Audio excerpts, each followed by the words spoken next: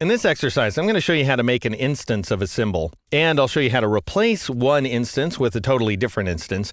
And along the way, I'm going to pass along this really great trick that's super useful for finding a specific symbol inside of a big symbol document like this one here. And it works beautifully on a PC, but it's a little bit broken on the Mac, and I'll show you a workaround, and hopefully Adobe will get around to fixing this glitch on the Mac at some point in the future. But in the meantime, you'll have an alternate method. So we've got just a ton of symbols inside this illustration, and ultimately the symbol we're going to want to use is this guy right there, Tiki Idol.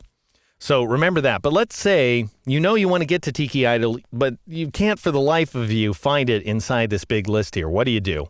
Well, for starters, we're going to get rid of the instance that we already have out here in the illustration window. I'm going to click on its outline in order to select that big blob there, and I'm going to press the backspace key or the delete key on a Mac. So we have nothing but the guidelines on screen. And if you can't see your guidelines, press Control semicolon or Command semicolon to bring them up. Then, those of you who are working along with me on a PC, here's what you do. In order to focus your attention on the contents of the symbol panel, and this works inside the graphic styles panel, it works inside the brushes panel, it works inside any of the panels that are essentially libraries of different items, including swatches, by the way, it works there too.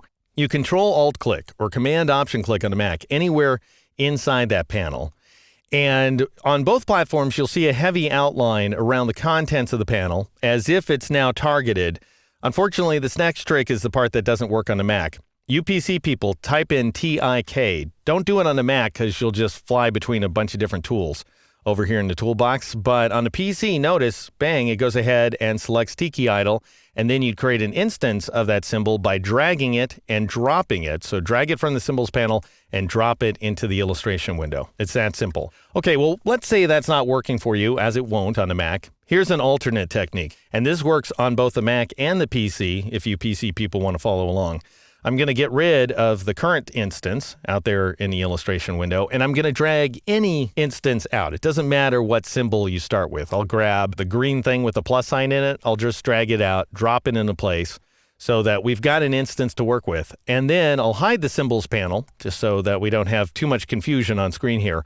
Notice up here in the control panel, there's this item called Replace. If you click on that item to the right of it, you'll bring up yet another symbols panel, a pop-up version, and then go ahead and Control-Alt-Click or Command-Option-Click inside of it. Now, you may see a heavy outline around it. You may not. In my case, I'm not seeing the heavy outline, but you should.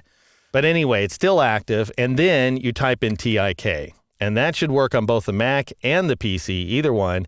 And then, once you've selected Tiki Idol, as I have, go ahead and click on that symbol in order to replace the instance out there in the illustration window. And then press the Enter key or the Return key in order to hide that pop-up panel. And we now have one instance of this Tiki mask. Now what I'd like you to do is align it to the artboard. So go up here to this icon in the control panel, click on it, and choose Align to Artboard. For me, it's already selected. For you, it's probably set to align to selection originally. Anyway, choose Align to Artboard, and then go over to these alignment icons here and click on Horizontal Align Center, and then click on Vertical Align Center.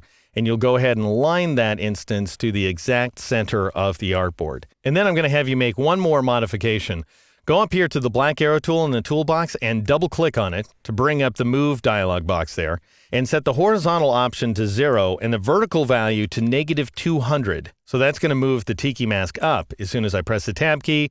That is to say, if you've got the preview checkbox turned on, as I do, then click OK. And we now have the Tiki mask oriented exactly where I want it. In the next exercise, we're going to replicate that mask in order to create a pattern of Tiki idols using the Rotate tool.